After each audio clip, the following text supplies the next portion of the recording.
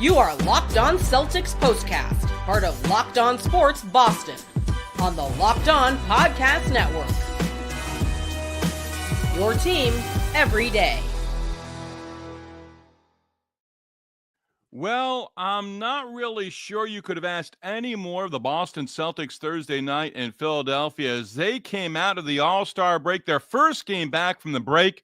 Tatum a triple-double, Pritchard 28, and let's be honest, the Celtics embarrassed the Philadelphia 76ers, who deservedly heard the boos in Philly. With that, we welcome you to our latest Locked On Celtics postcast. I'm Steve Lennox, longtime college hoops play-by-play announcer, former show host, satellite radio and ESPN radio. Still to this day, cannot believe that Shaquille O'Neal played 37 games and made 36 starts for the Celtics during the 2010-2011 NBA season. You're right where you need to be. You are locked on with our latest Locked On Celtics postcast, providing reaction to every Celtics game on the Locked On Sports Boston YouTube channel, as well as the Locked On Celtics podcast feed, which is free and available wherever you get your podcasts. With our latest Locked On Celtics postcast, we're going to discuss Jayson Tatum with a triple-double. The Celtics knocking down 3's. Payton Pritchard, 28 points, and they certainly did not let up in the fourth quarter. The Sixers scored some points in garbage time, which was most of the fourth quarter, and Pritchard said, "You're going to go for two. I'm just going to keep hitting from downtown." We do want to hear from you. Our everydayers and our first-timers, join the conversation. Watching live on the Locked On Sports Boston YouTube channel, join the conversation. If you're a first-timer, welcome aboard. If you're a first-timer, to the comments section. Don't be a stranger. Introduce yourself. Join the conversation. You can hit me up on the X at Lennox on Hoops with questions, comments, or concerns. Very few of those right now. We encourage you to subscribe to the Locked On Boston YouTube channel. Also, again, follow on the X, formerly known as Twitter, at Lennox on Hoops. This episode of the Locked On Celtics postcast brought to you by FanDuel. Right now, new FanDuel customers can get $150 in bonus bets if your first $5 bet wins. Did you miss me? I missed you, and I'm glad we're back at it. Talking about a Celtics victory by 20 on the road in Philadelphia. With the victory, the Celtics now a season-high 24 games over 500. 24 over 500. 40th win on the season. 60 wins, very much available and certainly possible for the Celtics. Up by 8 after the first quarter. Celtics, not many lead changes in this one. In fact, the Celtics led by 10 in the first quarter. Ended up leading 36-28 after 1. The lead changes 2 total for the entire game. Celtics did not trail after the first quarter. Celtics did not trail against the 76ers, who all we heard all night long on TNT, both in the pregame show, happy birthday, Charles Barkley, and during the broadcast with Kevin Harlan and Reggie Miller, and I thought they did a terrific job. But all we heard is, hey, Philadelphia backs to the wall, on the outside looking in, all the cliches. They're not even going to make the play-in tournament. That's the 6-7. That's just baffles me. 6, what, the 5-6? No, I'm getting the numbers mixed up. You're not even going to make the play-in tournament. That just baffles me. You're on the outside looking in Philadelphia. That's the kind of effort that you put forth. Celtics early on in this game, as we provide a little bit of a game recap to open up, they attack Paul George, they attack Joel Embiid. Embiid has no ability to backpedal, go laterally defensively, and the Celtics attack. Brown, KP, Holiday, all layups early on. White knocked down a 3. Brown knocked down a couple of free throws. 9-0 run for the Celtics in that first quarter. Tatum a bucket inside in the paint. And the Celtics early on getting to the rim. How much were they getting to the rim early on? Well, they had 2 3-point field goal attempts in the first 6 minutes of the game. Then they got going from downtown. At the end of the first quarter, the Celtics had knocked down 8 of their 12 3-point attempts. Holiday, KP, 3-pointer, 6-0 run. Celtics up 6, 21-15 after the Sixers had come back and tied the game up at 15 apiece. Brown a 3 straight trips, 3 straight, dialing up from long distance. Holiday, KP, and Brown 24-17 out of a timeout. Pritchard a 3 against the Philadelphia zone. Then Pritchard another 3. And then later in the first half, I think it was in the Pritchard, knocked down a couple of 3s in the second quarter as well. And there was one where Pritchard was up top. The defender completely ran away from him on the three-point line. Pritchard in the first half, 15 points, 5 threes, 28 total for the game. And he went off a little bit more in the fourth quarter. And they kept him in with the rest of the bench. And I was fine with that because the Sixers, they weren't going to let up. The guys came off the bench, garbage time, whatever you want to call it. Pritchard just said, you know what, I'll keep knocking down threes. But in the first half, if you go back and look at Pritchard in the first half, his 5 threes, some of them were wide open. It's as if he wasn't on the scout. Hey, by the way, the Pritchard guy off the bench, he can knock down threes. Matched a season high with 8 threes. Had 8 3-pointers against Milwaukee very early on in the regular season. But the Celtics balanced in the first quarter. And I think the first quarter basically told you what was going to happen in the game.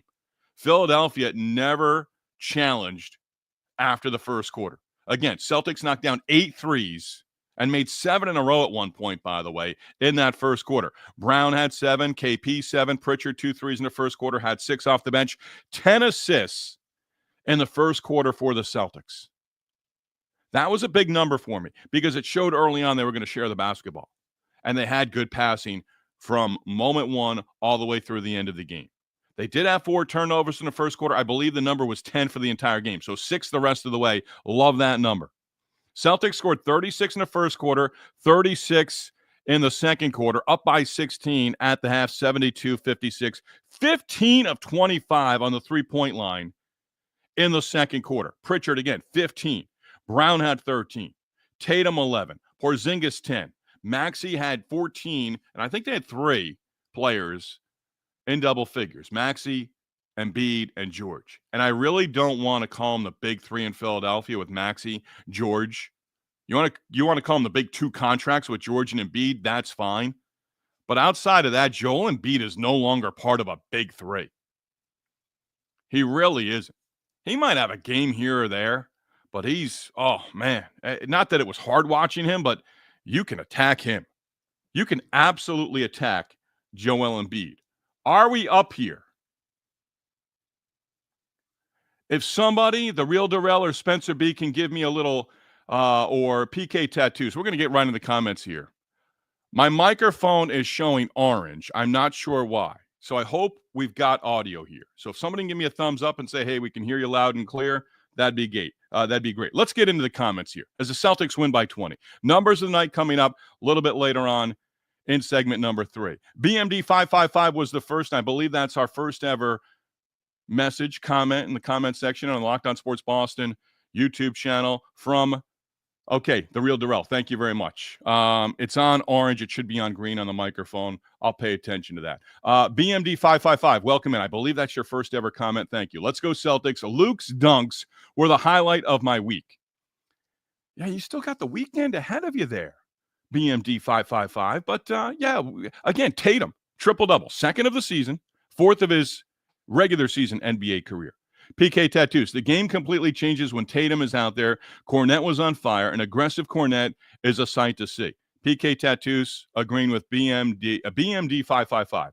The real Darrell. Business-like win. And I think we're going to see those against teams that are not playoff contenders here the rest of the way.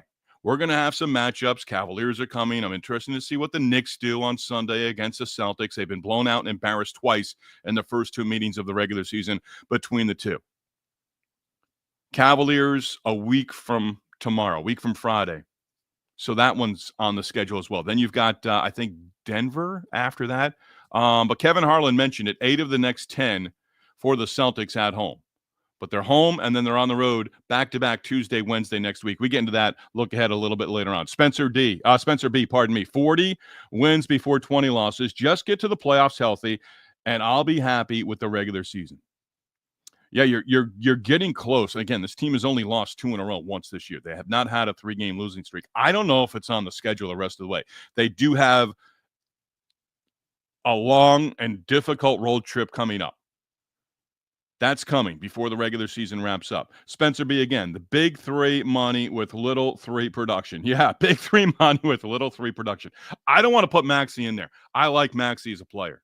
Remember last time out, he just kind of ran out of gas against the Celtics when they had that 26-point win. But Kevin Harlan mentioned it. Hey, the Celtics up big in this game. Can the Sixers do that as well? Absolutely not. And Harlan, I did like Reggie Miller went a little bit further down the road. They had the blanket statement. There's Payton Pritchard, sixth man of the year. Reggie Miller went down the road a little bit, giving a little bit more thought and opinion to what you normally hear on national broadcasts, whether ESPN or TNT. But at one point, and there were boos, and rightfully so, from Sixer fans in Philadelphia on Thursday night. But at one point, Kevin Harlan, Miller, let me get into this. It was in the third quarter. I want to find it here in my notes because Harlan's basically like, the Celtics are starting to pull away. They had a 20-plus point lead. I think they were 24 at the time. But Reggie Miller in that third quarter, everyone wants to stay away from the Boston Celtics in the East. Yeah, absolutely. It was a KP dunk, and Kevin Harlan said, Celtics beginning to pull away up 89-65. No, at that point in time, they had pulled away. So Reggie Miller basically saying that the Celtics, nobody wants to play them. He was alluding to the Knicks. Right now, it looks like Cavaliers, Celtics 1-2. So in that second round, it would be 2-3 if you hold chalk, and it's 1-4 that advances to the second round of the Eastern Conference playoffs. So right now, everyone seems to be of the opinion you want to avoid the Celtics for as long as possible. That's even with the Cavaliers getting off to their great start and having a 5.5 game lead out of the All-Star break over the Celtics for the number one spot in the Eastern Conference. But Harlan also known for hyperbole on occasion, and he'll stretch it. And like I said, Kevin Harlan, Celtics beginning to pull away. Well, at that point on a KP dunk, as he was out in front on the other end, and long rebound, throw it ahead to him, eluded a defender, got the dunk 89-65. At that point, the Celtics had pulled away in the second quarter. Up by 16 at the half. At no point in the third quarter did it seem like the Celtics were going to, or the Sixers rather, were going to get it close to 10 points. That's always the number. If you're up or you're down by 15, 20 points, get it down to 10. Get yourself within striking distance. Sixers didn't do that. And then Harlan saying, this is where I think a little bit of the hyperbole comes in, but he is right. But basically in his Kevin Harlan voice saying, Boston is playing at such a high level right now. Well, think back Christmas time and into January. The Celtics weren't playing at that high level. But cliche to say, the light's on now. They understand that it is businesslike, and they want to move forward, and now it's get ready for the playoffs. And a big part of it, as we know, as we've had it already, stay healthy. Spencer B. mentioned it. Just stay healthy the rest of the way. And go from there. But you had your full allotment. Jrue Holiday, back, missed 4. And I'm perfectly fine with that. He's got to get that shoulder right. Did you notice he was wearing the T-shirt? I don't know that he always wears that T-shirt underneath, but had the T-shirt on there. That shoulder is still an issue. It's going to be an issue. Don't be surprised. Lengthy run in the playoffs. Jrue Holiday, perhaps surgery during next summer or this upcoming summer, right? If he can play through this the rest of the way, shooting percentage isn't where it's at. But overall, you want Jrue Holiday on the floor. Spencer B., thank you. We are getting sound. Appreciate that from Spencer B. and the Real Darrell. Spencer B., one more time. For sure, Maxey is the only guy of the three worth his money. PG and Embiid are just too much dead weight for the money. And if you're a Celtics fan or if you're a fan of a team in the Eastern Conference, let the Sixers be what they are. They're not even close. They're not. I mean, Maxey, you're going to waste his early years here. He's going to want to sign the max with his original team and all those different things. But no, it just, I thought about Nick Nurse at one point during the game as well. It's like, how long do you want to stick around for this? And we're not talking Sixers here. We're talking Celtics, and we're talking about a 20-point victory. Again, numbers tonight coming up in segment number 3. We're going to break here for just a moment. Coming up second in our second segment, more on the bench. Yeah, Pritchard played well and shot lights out. 8 threes tying a season high, but there was more to the bench for the Celtics than just Payton Pritchard. I'm going to discuss that next. And our Locked On Celtics postcast presented by FanDuel. When the game tips off, the NBA action is just getting started. No better place to get in on all of that action then with FanDuel, America's #1 sportsbook. With FanDuel, you can place live bets throughout the game. So even if you miss the opening tip or you want to bet on a fourth quarter comeback, Sixers didn't do that against the Celtics on Thursday night. We know that. We're talking about it right here on our latest Locked On Celtics postcast. But again, if you want to make that fourth quarter bet on a comeback, you can stay in the action. And if you're looking for a bigger payout, you can even combine your live bets into a same game parlay. You'll love using FanDuel's live betting features because that live betting feature keeps every moment of the game exciting. Whether you're backing your team for a late game rally or picking a player to hit a clutch three, you'll never feel like you missed out on your chance. Plus, the app is easy to use, and when you win, you get paid instantly. Right now, new FanDuel customers can get $150 in bonus bets if your first $5 bet wins. Just visit FanDuel.com to join today. That's FanDuel.com for your shot at $150 in bonus bets. Make every moment more with FanDuel, the official betting partner of the National Basketball Association. I don't know why I give the entire National Basketball Association. You could say NBA. You can say the association. But the Celtics pick up the victory in Philadelphia. Jayson Tatum, second triple-double of the season. So, again, with the victory against the Sixers, you sort of put another nail in their coffin. Celtics now a season high 24 games over 500. Have won 4 in a row overall, 8 of their last 9. 26 games left in the regular season. Simple math. 20 victories to get to 60. Can you go 20-6 the rest of the way? I do believe it is there. Is it necessary? No. But you're going to feel good about yourself going into the playoffs. You take 20-6 the rest of the way. Maybe there's a 2-game losing streak in there. Maybe a 3-game losing streak. But that road trip that is on the schedule and kind of smacks you in the face as you look at the remaining schedule, I'm just thinking right now, I don't know that the Celtics, to this point, they've won 7 straight on the road. They're the best road team in the NBA. And with that, I don't know that there's a 3-game losing streak for this team that's out there right now. I don't see it. Now, it could come. But if they're healthy, businesslike is what we've used all year long. Hashtag businesslike. We should put it on a Locked On t-shirt. But that's what it is right now. The light is on. It's Reggie Miller and Kevin Harlan. This team is ready to go. And I think the break really helped. Now, it's only 1 game, and it's a blowout victory on the road in Philadelphia against the Sixers, a team that you love to beat. But I'm curious to see Sunday afternoon against the Knicks. Knicks, I'm not buying in on the Knicks at all.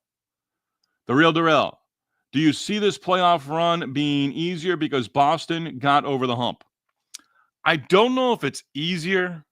I just think with last year's experience, that can play dividend. That could play huge come the playoffs, right?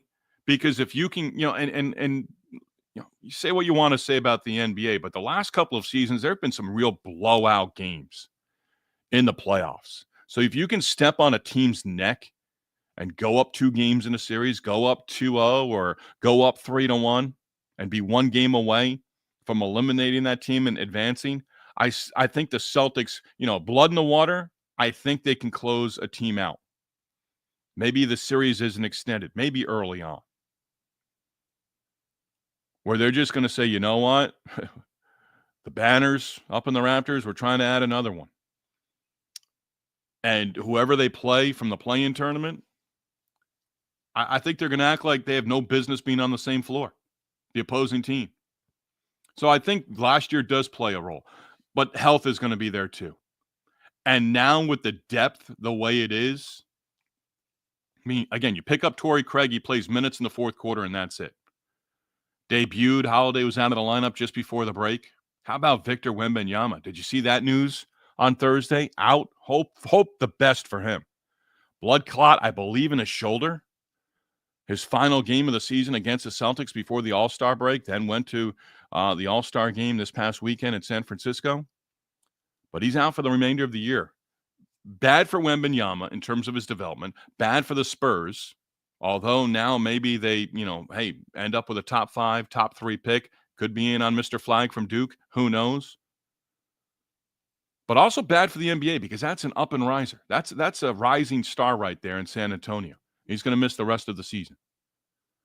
But right now, again, you're looking towards, you still have a full month. Got another handful, another week plus to go in this month of February. Then you get into March. But I think the Celtics, are they going to push the button? Is the light switch going to come on? I think it's come on. I don't know that you see. I don't see. Remember a few weeks ago, they lose at home to the Mavericks. I don't see that happening against the Knicks. I think they come out and again give you a solid performance on Sunday. Curious to see. Now we could be here Sunday with our next Locked On Celtics postcast talking about, Knicks finally got one. Maybe it gives them a little bit of hope. Maybe it gives them a little bit of an identity. They go into Boston and finally beat the Celtics. They've been embarrassed twice this year. So, again, those things play into it. I'm curious to see. I will be curious to see. But right now, I think they've basically said everybody better be on notice. And it doesn't baffle me, but if I'm the Cleveland Cavaliers right now, we are the number one seed in the East. But no one's taking us seriously. Everyone still believes that the Celtics are the team in the East. And maybe it comes down to the Eastern Conference Finals, and the Cavaliers have that home court advantage. That's all we're looking towards right now down the road for the NBA playoffs. Stay healthy. Stay healthy. Numbers of the night. More of your comments if you're with us on the Locked On Sports Boston YouTube channel as well. That is next. Opportunity right now to remind you that, hey, your favorite podcast now has a newsletter. That's right. And one stop for ultimate team and league coverage delivered right to your inbox. Sign up for free right now at LockedOnDaily.com. That is LockedOnDaily.com. We are getting into numbers of the night. As always, we encourage you to subscribe to the Locked On Sports Boston YouTube channel. Also, tell your friends about us as well as we continue through the rest of the regular season. We'll be playing double duty once the Red Sox regular season gets underway as well. You can follow John Corrales with the latest with the Celtics. He's a big part of that new newsletter as well. And we will be with you with the Red Sox season right around the corner as Grapefruit League action will be getting underway in Fort Myers, Florida, and Florida in the coming days. So the Celtics, 24 threes, now 17-1 as we look at numbers of the night. 17-1 when knocking down 20 or more threes in a game. That's a great number. The Celtics are now 16-1 on the season when they collect 30 or more assists. And that was a big number after the first quarter, 10 after the first 12 minutes. 33 assists on the night for the Celtics in the victory against the Philadelphia 76ers. Again, got inside early, established in, then started knocking down threes, and they just kept hitting on three-pointers. Again, the big number for the Celtics and knocking down 24 threes, 24 of 54, 44% on the three-point line, 48% overall. They were 50% or above overall from the field for a majority of the game. Now, you knock down 24 threes, and you look at the other side, and the Sixers, 8 of 39 on the three-point line. Sixers got to the line 17 times, made 16 of 17 free throws. Celtics got to the line 15 times, and like Philadelphia, missed just once at the line. The Celtics had 11 offensive rebounds, 49 rebounds total, and out-rebounded. They were plus 5 rebounding against Philadelphia as well in the 20-point victory. Celtics, now 15 wins by 20 or more on the season. Kevin Harlan had that one a couple of times on TNT. Jayson Tatum mentioned his triple-double, second of the season. And it wasn't a pedestrian triple-double. It wasn't a 30-point triple-double, and that's fine. 15 points, 11 assists, 10 rebounds. Got his 10th rebound in that early on in the fourth quarter. And just great to see in terms of, his overall game. Ended up with 11 rebounds and 10 assists, 15, 11, and 10 for Tatum. Derrick White also had a double-double with 16 and 10. Had 10 defensive boards. Pritchard, 28 points, 8 threes, 8 of 15 on the three-point line, 10 of 18 overall. Got to the rim a couple of times. to keep him honest. And I really love that about Pritchard's game, is that he'll put the ball on the floor, get inside, and, Kevin Harlan, again, he defends well, he scraps, and every once in a while he puts the ball on the floor, gets a defender in that spin cycle, as Brian Scalabrine likes to say, and then just gets to the basket and is able to score. Pump fakes, keeping the pivot foot, different things, and he's able to score. The real Darrell checking in. Do you see Kornet playing at a high level in the playoffs? He's playing solid basketball. Yes. And I think, that sort of four-headed monster you have up front, and I think Joe Mazzulla made some comments, you haven't had the ability. They wanted to play big in the playoffs last year, I think is what he was saying. I didn't read the comments 100% from earlier today. But the want was to play big in the playoffs last spring and into June and the NBA championship. Right now you have that. You have Porzingis. You can play Porzingis and Horford together. You've seen Horford and Kornet start together on different occasions this year as well. I think there's been one or two occasions where it's been KP and Luke Kornet. Things do slow down, right? We know that. You're going to be in more of a half court. Are you going to get those open looks on threes? But you sort of have KP, want him healthy. You have Horford. You have Kornet, who can do a lot of the little things, the pick and roll, set solid screens, pick and pop, then go to the basket, offensive rebounds. I do think he plays a key role. Absolutely. And then you have Keita, who, early on in the season, I was real high on him. I mean, he's just not getting the minutes, and understandably, with Kornet playing at a high level in front of him. But yeah, the Celtics have that ability. And, Kornet's going to drive you a little batty every once in a while because he's going to miss shots from in close. But he can finish. He gets hit an awful lot. Especially, I think he got hit twice in the face against the Sixers. Intentional or not, you're taking that blow. Sometimes you don't care, hey, there was no intent there, or there was intent there. But yeah, he does play a big role. And again, you can keep a possession alive. It's a little bit different come playoff time when you can keep a possession alive on the offensive end that can be backbreaking. A lot different than November, December, and even January in a regular season game. You get to the playoffs, and all of a sudden you're climbing on the offensive boards, and you keep a possession alive and make them continue to defend. It's demoralizing. Certainly something a coach is going to get players on. And Kornet has shown that ability. He's shown it enough that you do believe he does it in the playoffs as well. 23-6. Mention the road record. Best in the NBA. Just looking here. 4 straight wins. I had one more number of the night I wanted to get in there. 15. 15 wins now by 20 or more. And just the 19th time this season, 13-6 with Jrue Holiday, Derrick White, KP, JB, and JT. So Holiday, White, Porzingis, Brown, and Tatum. Just the 19th time this season they played with that starting lineup. And it doesn't go much beyond that where, you've had your full, basically nobody on the injury report out of the All-Star break. How many teams can say that around the NBA right now? Not a lot. And when you can start getting the time off in the fourth quarter, where you have some of the blowouts against the teams that are below 500 the rest of the way, that's going to come in big. It really is. That's going to come in a big way. What's next?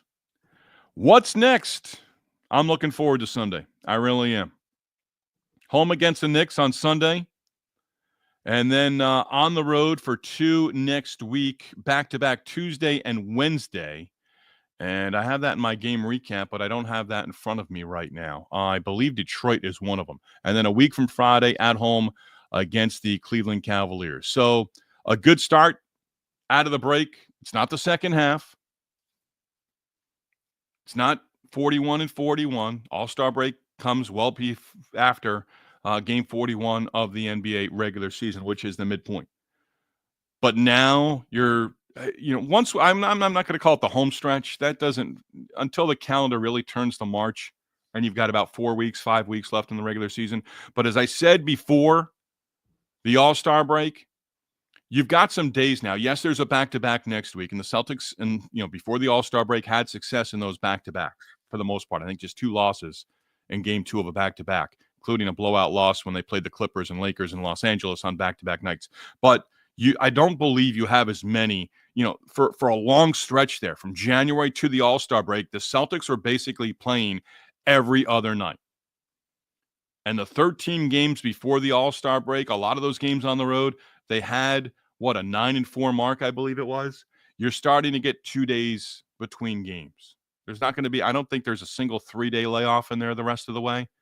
But you now have 26 games left until you get to the end of the regular season in April. So, again, this is a stretch. Where do you want to be next Friday? Can you be within 3 to 4 games, 3.5 games of Cleveland? Can you be there? And since we're here, since we're after the All-Star break, we're going to start doing a little bit more? You may know, better than I do right now. Yeah, Cleveland won. 107-88. Actually, they're winning. 107-88. Just over 2 minutes to go in the fourth quarter on the road against the Brooklyn Nets. But if you're within 3, if you can be within 4, if you can take a game and a half off somehow between now and a week from tomorrow, a week from Friday when you have the Cavaliers, if you can take a game, you can be 4.5, then you get it to 3.5. I think things are a little bit different for the Cavaliers at that point in time. Remember, they've had one funk on the season, one little bump in the road in a 4 or 5 game stretch, like the Celtics. But do they go into a little bit more of a funk here at some point after the All-Star break? We haven't seen it yet. We have not seen it yet. So, Knicks up next. Really looking forward to Sunday. Really looking forward to that matchup. As always, we do thank you for participating. It's always appreciated, and it is mandatory. So if you're with us on the Locked On Sports Boston YouTube channel, don't be a stranger. Join the conversation. If you have trepidation or you're nervous, hey, we don't see you. We don't hear your voice. It's just a comment. Leave a comment. Throw one out there. Give a comment on how we can do this better. I'm all for that too. As always, we do also want to acknowledge our one sponsor for our latest Locked On Celtics postcast, FanDuel, for being on board with us as well. Supporting our sponsors is supporting us with Locked On. We are back at it Sunday. Knicks Celtics, third matchup of the season. Perhaps the Celtics get a little bit of a run and get a competitive game from the New York Knicks. Locked On Sports Boston, number one place to hang out immediately after every game. Locked On Sports, your team, your Celtics every day. Enjoy the rest of your night, everybody.